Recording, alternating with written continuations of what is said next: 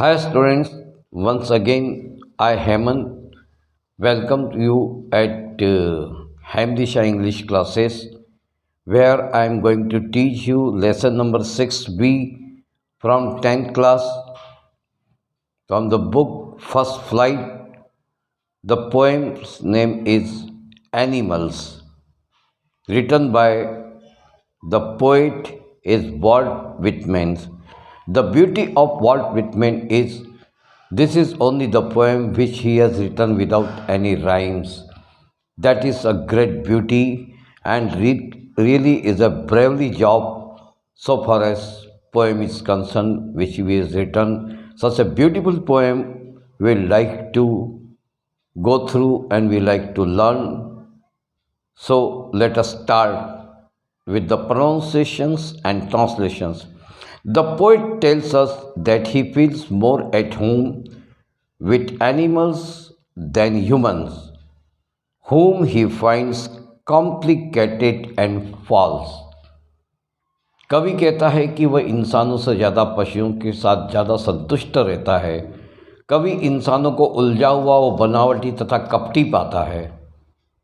इसके पहले कि मैं ये कविता समझाने का सिलसिला आपको चालू करूं, मैं पहले रिक्वेस्ट करूंगा आप लोग अपनी किताब खोल लीजिएगा। जैसे कि मैं हमेशा रिक्वेस्ट करता हूं, ओरिजिनल फर्स्ट फ्लाइट किताब न कि गाइड खोलिएगा, ओरिजिनल किताब एक एक लाइन पढ़िएगा, उसके बाद अर्थ समझने की कोशिश कीजिएगा। आपको बहुत अच्छा समझ में आएगा, इस बात का मैं दावा करता हूँ। और अच्छे समझने के बाद आप इस लायक हो जाएंगे कि बहुत अच्छी तरह से क्वेश्चन आंसर्स समरी ये सब समेटने में और इसको अच्छी तरह से प्रतिपादित करके अपनी बोर्ड के एग्ज़ाम में आप अव्वल लाने की कोशिश कर सकते हैं। तो आइए मैं क्लास चालू करता हूँ, लेकिन इसके अलावा एक गुजारिश हो, कृपया करके मेरे चैनल को सब्सक्राइब लाइक शेयर ज़रूर कीजिएगा, जिससे आपको आने वाले नोटिफिकेशन समय पे मिलते चलेंगे और आप लोगों को बहुत बहुत बहुत फ़ायदा होगा। Thank you very much. So let us start the animals from class 10 lesson 6B. Poet is Walt Whitman. The poet says, I think I could not turn and live with animals. They are so placid and self-contained. I stand and look at them long and live. या इसका हिंदी अनुवाद है, इस कविता में कवि मनुष्यों की तुलना में पशुओं से करता है। उसको पशु जानवर मनुष्य की तुलना में वाकई में बहुत अच्छे लगते हैं। उसे लगता है कि मनुष्य में उन गुणों का अभाव है जो पशुओं में जानवरों में होते हैं। वह सोचता है कि वह पशुओं के बीच खड़ा रहना चाहता है, क्योंकि वह शांत और आत्मविश्वास से पूर्ण होते हैं। वे हमेशा संतुष्ट से होते हैं। मैं खड़ा रहता हूँ और देर तक उनको देखता ही रहता हूँ। They do not sweat and whine without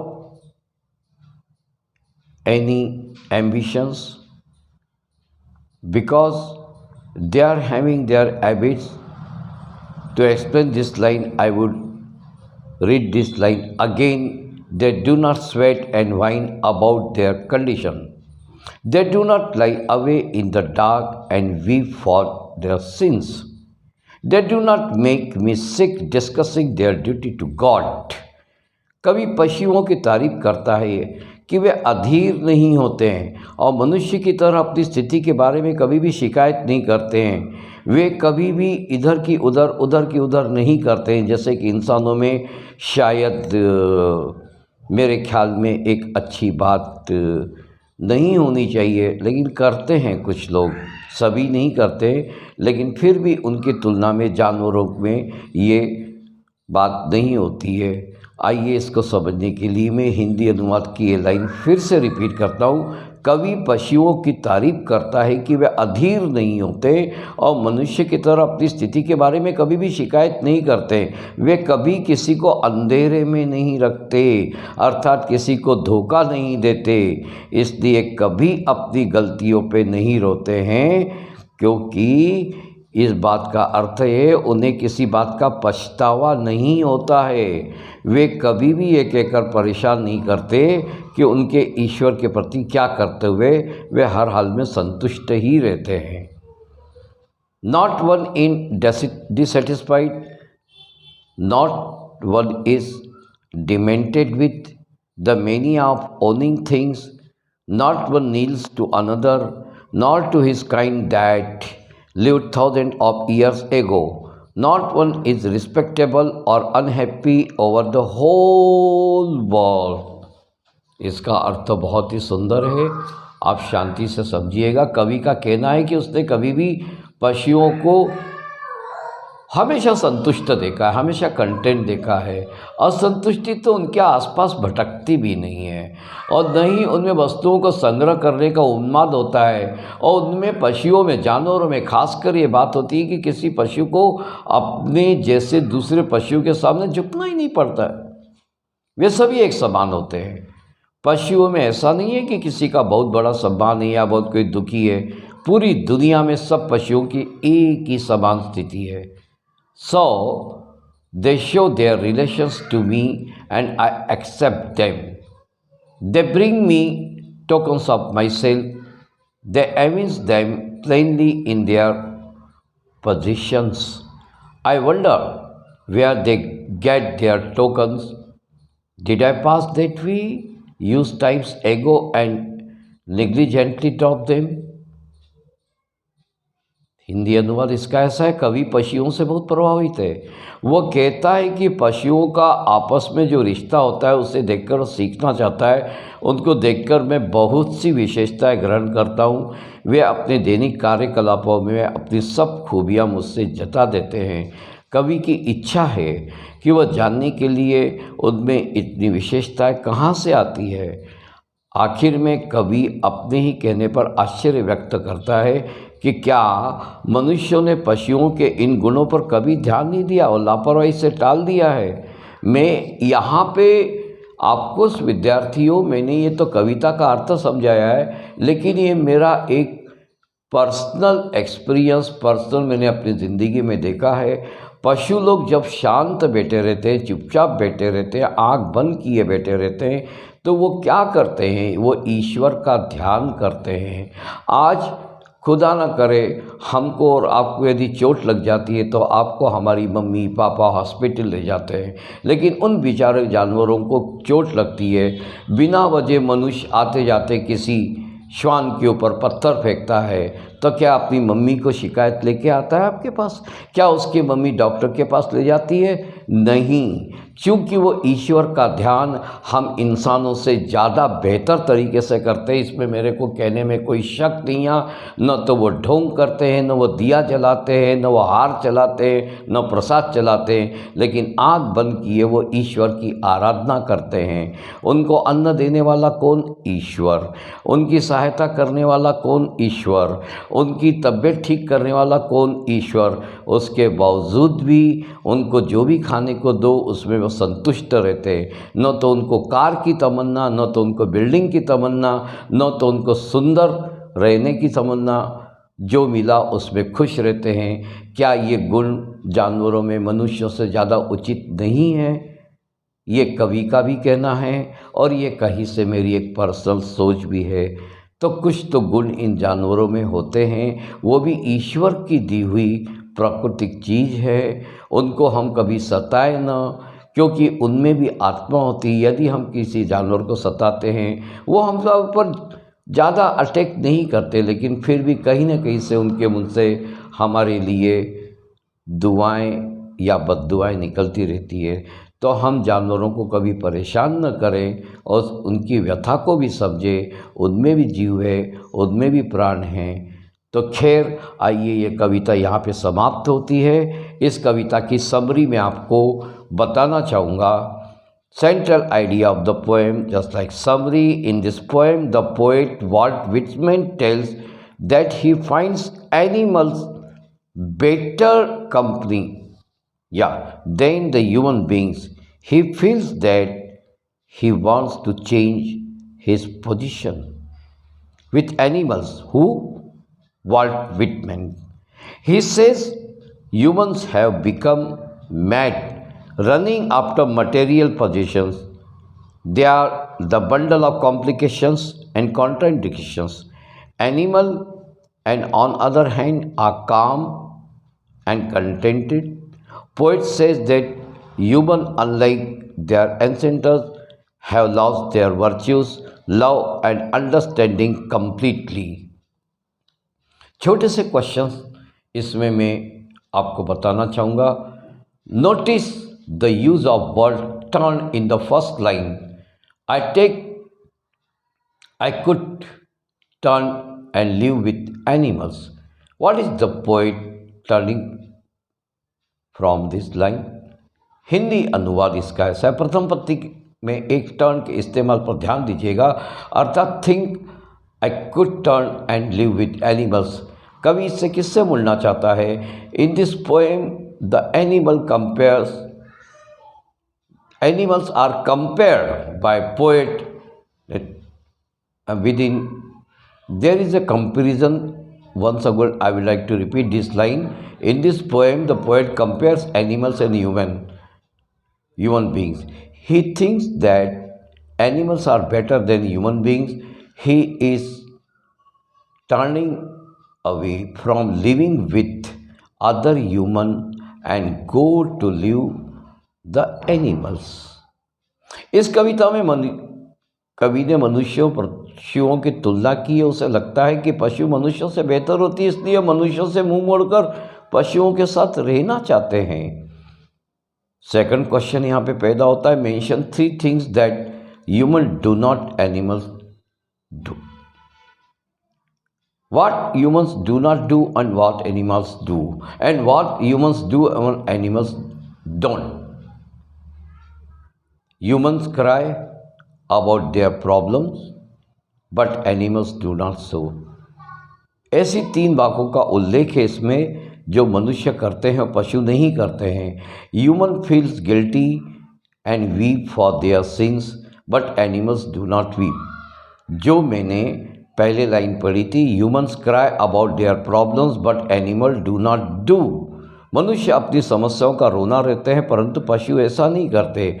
दूसरी लाइन मैंने पढ़ी थी, humans feel guilty and weep for their since but animals do not weep. मनुष्य अपनी समस्या और अपनी गलती का पश्चाताप होता है, वे अपनी गलती पर रोते हैं, पर जानवर बिल्कुल भी नहीं रोते हैं. Humans sweat and work to make a living and later they sulk there, but animals do not do so. They live their life simply and happily. मनुष्य अपनी जीविका के लिए पसीना बहाते हैं, काम करते हैं, बाद में किसी बात पर पछताते भी हैं, परंतु पशु ऐसा नहीं करते. वे अपनी ज़िंदगी सादा तरीके से खुशी खुशी बिताते हैं. यहाँ पे इसके बाद और भी क्वेश्चन आंसर्स हैं, वो आपके सामने आते चलेंगे, आप पढ़ते चलेंगे. और जहाँ तक आप NCERT ऐप से यदि क्वेश्चन आंसर्स डाउनलोड करते हैं तो उसमें भी आपको बहुत सहायता मिलेगी. और आप यदि गाइड का भी उपयोग करते हैं तो उसमें से भी क्वेश्चन आंसर्स आपको पैदा होते चलते हैं, उसके आंसर्स भी आपको उसमें मिलते चलते हैं. लेकिन यदि आपने कविता अच्छी तरह से समझ ली है तो किसी प्रकार के क्वेश्चंस आ जाएंगे तो उसको उत्तर देने में आपको दिक्कत नहीं जाएगी कहीं से भी. इस बात की मैं अच्छी तरह से दावे के साथ कह सकता हूँ. अब देखिए, इसमें कुछ पोएटिक डिवाइसेस का उपयोग किया गया है. राइम्स का तो बिल्कुल नहीं किया गया है. जैसे कि मैंने बहुत पहले भी आपको बताया था, मैं पोएटिक डिवाइसेस का के अलग सेपरेट टॉपिक लूँगा. लेकिन फिर भी जहाँ तक एनिमल्स कविता का सवाल है, जो क्लास 10 की लेसन 6 बी की written by Walt Whitman first prize से दी गई है, इसमें एसोनेंस से फर्स्ट लाइन में देखिए, आई थिंक में आई आया है, एनिमल्स में आई आया है, ये बार बार आए हैं, इनको एसोनेंस बोलते हैं. यदि स्वरों का उच्चारण होता है बीच में बार बार किसी दो शब्दों में एक ही लाइन में, तो उनको एसोनेंस बोला जाता है। इसके बाद एनाफोरा है। एनाफोरा में देखिएगा आई थिंक आई कुड टर्न, इसके बाद आई स्टैंड है और उसके बाद they do not sweet. They do not sweet consecutive line में दे डू नॉट बार बार आए हुए हैं। इस टाइप की पोएट डिवाइसेस को अपन एनाफोरा बोलते हैं। और इसके साथ ही और भी इसमें पोएटिक डिवाइसेस हैं, मैं आपको टाइम टू टाइम समझाता चलूँगा। और इसमें एक चीज़ मैं और बताना चाहूँगा, एलिट्रेशंस का भी काफ़ी उपयोग होता है। एलिट्रेशन जैसे कि मैंने आपको बताया था कि एक ही अक्षर बार बार आता है एक ही लाइन में, तो उसको एलिट्रेशन बोलते हैं। एलिट्रेशन के अंदर यदि अपन ध्यान देने चले जाएंगे तो इसमें आपको गौर से कविता पढ़िएगा, इसमें आपको बराबर एलिट्रेशन मिलेगा। देखिए फर्स्ट लाइन में I think I could turn and live with animals they are. T है, थिंक में टी है, इसके बाद टर्न में टी है, इसके बाद दे में टी है। इसी प्रकार से आगे भी आपको इस लाइन की तरह से एलिट्रेशन मिलते चलेंगे। यदि कॉन्सोनेंट एक ही लाइन में रिपीट होते हैं स्टार्टिंग में, तो उसको एलिट्रेशन कहा जाता है। इसके बाद एनाफोरा जैसा कि मैं आपको समझा चुका हूँ। इसके बाद एसोनेंस वो भी आपको समझा चुका हूँ। राइम्स इसमें है नहीं किसी प्रकार की भी, क्योंकि यही एक खूबी इस कवि की है कि बिना राइम्स के इन्होंने अपने को बहुत अच्छा समझाया हुआ है। लेकिन एक बात और इसमें है, स्वेट एंड वाइन। ये स्वेट एंड वाइन मेटाफोर है। मेटाफोर जैसा कि हमने बताया, डायरेक्ट एकदम उपमा दी जाती है स्वेट एंड वाइन। इनके अर्थ अलग होते हैं, लेकिन यहाँ पे काम करने से मतलब होता है, चिल्लाने से मतलब होता है, तो ये मेटाफोर है। तो ये दो तीन डिवाइसेस हैं, ये आपको पोएटिक डिवाइसेस इसमें ध्यान में रखनी है। यदि आपको एग्ज़ाम में पूछा जाता है तो आप आराम से इसका उत्तर दे सकते हैं और इस प्रकार से आपकी तैयारी कर सकते हैं। तो यहीं पे स्टूडेंट्स लोग एनिमल्स लेसन नंबर 6 भी फर्स्ट फ्लाइट से मैं हेमंत आपको समझाने की जितनी भरपूर कोशिश कर सकता, क्लास 10 की आपको समझाने की कोशिश की है। उम्मीद करता हूँ आपको समझ में आई होगी। हेम दिशा इंग्लिश क्लासेस की तरफ से मैं हेमंत सर आपका स्वागत करता हूँ। लेकिन फिर भी आखिर में आपसे कहना चाहूँगा, सब्सक्राइब कीजिए मेरे चैनल को, लाइक कीजिए, शेयर कीजिएगा। लेकिन एंड से पहले मैं एक चीज़ और बताना चाहूँगा। वॉल्ट व्हिटमैन, इनका कार्यकाल 1819 से 92 तक था। Is a major figure in early American poetry, the age when all poetry was rhyme and material. Whitman made a break with the tradition, wrote a revolutionary new kind of poetry in free verse. He was a non-conformist in all respects, including in social life. So, by this, I become to the end of this, the explanation of the end of this animal poem. This has been derived from the songs of myself in these of grass. Jai Hind, Jai Bharat, be happy. Thank you very much, and go to achieve the highest of your